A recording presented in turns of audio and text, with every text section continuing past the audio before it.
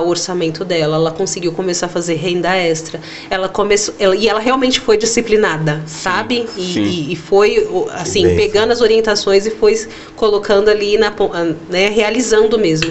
E foi controlando tudo e foi, né, consumismo, ela estava com muito, né, consumismo, ela começou a controlar isso, arrumou.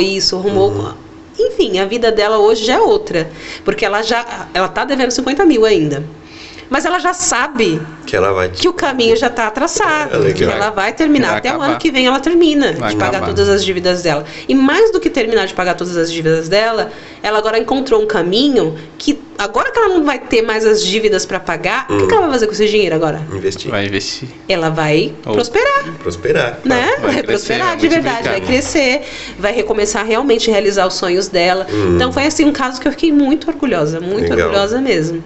Porque é uma pessoa simples, humilde, de salário de uma renda muito baixa, que estava devendo muito e que está conseguindo colocar tudo em ordem em pouco tempo. Porque para uma dívida desse tamanho, porque ela ganha, é pouco tempo. Sim, pouco tempo. Muito rápido. Olha só. Como nós estamos ainda no mês das crianças, qual a idade para a gente começar a ensinar as crianças? Tem uma idade específica? Eu dei uma live esse mês, né, por conta do Dia das Crianças no meu canal sobre isso. Então, assim, tem um leque muito grande para falar sobre esse assunto. A live tá lá ainda? Ela fica... Tá lá. Eu falei que ia deixar até hoje lá. Sim. Então, depois que assistiu aqui o programa, pode ir lá e assistir, porque eu só não vou deixar disponível lá, porque eu falei, né, vou tentar transformar isso num curso. Mas eu falo que desde bebê dá para começar a ensinar a educação financeira, que cada fase da vida da criança vai exigir um objetivo, vai ter um objetivo para que ela aprenda. Então a primeira fase, na verdade, é uma proteção, só uma segurança para a criança não colocar moedas na boca, nesse sentido. Então você dar um cofrinho, sabe aqueles cofrinhos que as moedas são mais gigantes, que a criança só vai treinando né, de colocar lá dentro do cofrinho. Então, assim, é muito para ela aprender o que fazer se ela encontrar uma moeda por ali, né, nesse sentido de segurança. Mas a partir daí você já está começando a educação financeira dela, que é o que fazer com o dinheiro quando ele chegar. Legal. Né? Muito bom. Então você já está ensinando. Mas assim, quando a criança cresce um pouquinho mais e você começa a ver moedas de verdade, dá aquele cofrinho para ela. Eu falo que é importantíssimo a criança ter uma lista de desejos, sabe? Ao invés de você sair, criança vai começar a pedir, né? Qualquer lugar que você saia com ela vai começar a pedir. Eu quero isso, eu quero aquilo, eu quero aquilo outro. Então, se você tem a lista de desejos, você começa a canalizar. Você quer isso? Legal. A gente precisa planejar. Então, vamos planejar. Vamos colocar lá na sua lista de desejo que você quer essa bola, esse carrinho, essa boneca. Vamos colocando. E cada vez que a criança chegar com um desejo novo, ela vai começar a entender o que é prioridade. Então, você quer essa bola mais do que você quer o carrinho, você quer essa bola mais do que você quer aqui esse boneco, você quer essa bola mais do que você quer, sei lá, o pipa. Ela vai começar a escolher se aquele novo desejo dela entra na frente de tudo daquela lista dela ou vai lá pro final da lista. Então, é uma fase que você ensina prioridades para a criança, que na fase adulta é importantíssimo, que é o que mais o adulto tem dificuldade de aprender. Porque deu vontade, ele quer realizar. Né? E ele tem crédito para isso. Ele tem o cartão de crédito, ele tem um limite, ele simplesmente vai lá e realiza.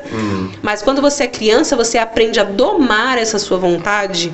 Isso é importantíssimo para a criança aprender. E dá para ensinar isso já com 2, 3, 4 anos. Já dá para ensinar. Então, à medida do que ela ganha aquele cofrinho, aquele dinheiro começa a ir para o cofrinho para comprar o primeiro item da lista de desejos dela, já está ensinando educação financeira aí para ela. E a partir daí, cada fase vai ficando mais complexo, né? Vai entrando coisas novas. Então, a partir dos 10, 12 anos, ela já não precisa de um cofrinho, mas aquele cofrinho que seria para os sonhos maiores dela, ela começa já a dividir, com 7 anos, 6 anos, já começa a dividir o cofrinho, né? Entre um cofrinho de longo prazo, um cofrinho de curto prazo e doações, no nosso caso dízimos, né? Então aquilo que ela recebe, ela vai dividir.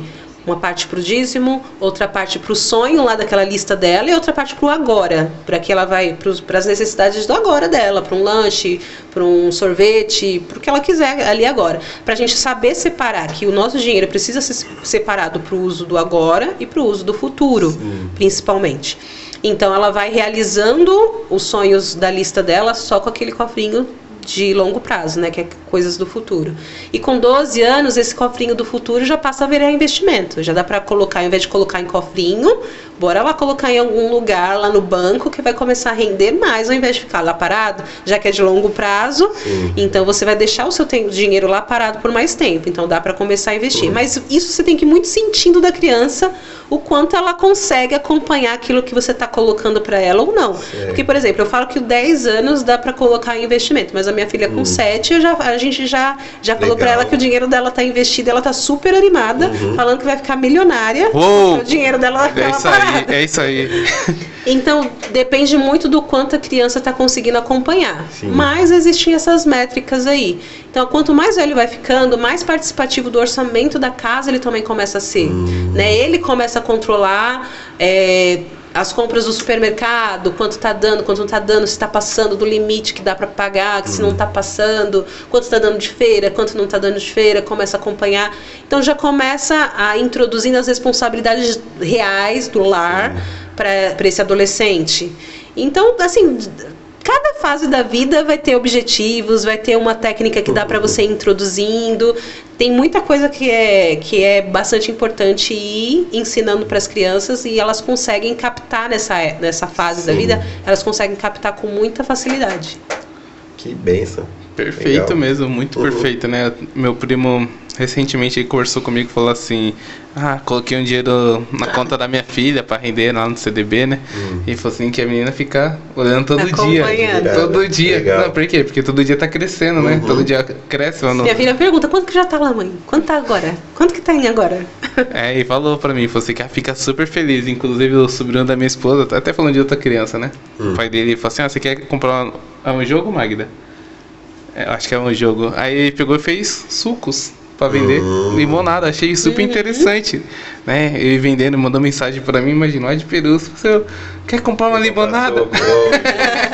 Mas achei interessante, por quê? Porque você realmente... no empreendedorismo, que é uma coisa também, assim, que também é legal você ensinar pra criança quais são as habilidades dela que ela pode empreender, quais são as habilidades dela que pode ser transformada em dinheiro, né? E você ir orientando nesse sentido, mostrando aonde ela é boa, né? No que ela consegue fazer que vai gerar alguma renda para ela, não para extorquir a criança, colocar a criança para trabalhar, mas no sentido de despertar nela, né, esse desejo e essa capacidade que ela é capaz, principalmente, de gerar ganhos para ela, né, e através das habilidades dela, através dos talentos dela, através daquilo que ela sabe fazer muito bem. Sim.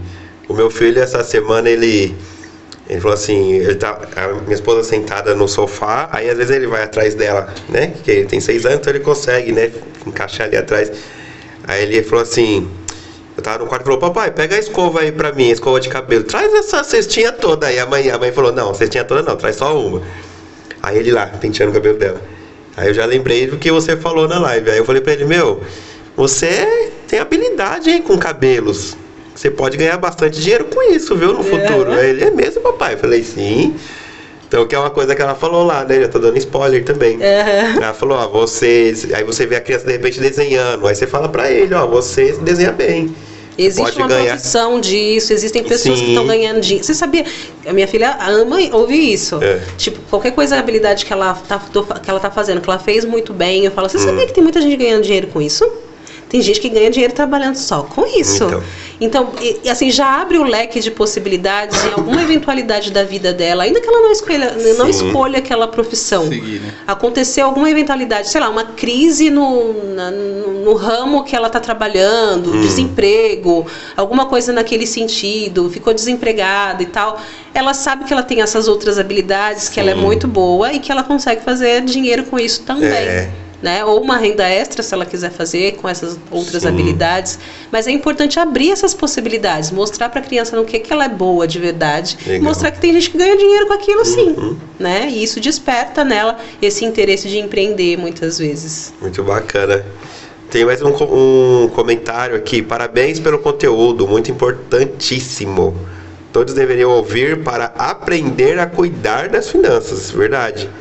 Aí tem um comentário aqui que acha um nome familiar. Muito bom o conteúdo. Gleice Correia. É Correia, mas eu mas não é da minha família. Eu falei familiar. Olha, a minha família é grande, mas eu acho que não tem Gleice. É Jesucidência, então. Obrigado, Gleice, pelo comentário. Obrigado. Eu achei até que fosse... Eu também pensei. Né? É Jesucidência, então. Jaqueline, assim, você falou dos filhos, mas você poderia até me contar uma experiência de pais? Porque, tudo bem, nós buscamos conhecimentos em relação a isso, mas como o pai poderia buscar esse tipo de conhecimento? O que você indicaria? Livros, não sei. Para aplicar para os filhos? Isso, para poder aplicar para os filhos, né? Porque você falou de como o filho poderia se desenvolver ali desde criança, mas como que o pai poderia aplicar, né? Ensinar. Você deu algumas dicas, mas como que o pai poderia buscar isso? Primeiro de tudo é sempre o exemplo, né? Se o pai consegue lidar bem com as suas próprias finanças, os filhos vão, assim, meio que inconscientemente eles estão acompanhando o que está acontecendo. Sim.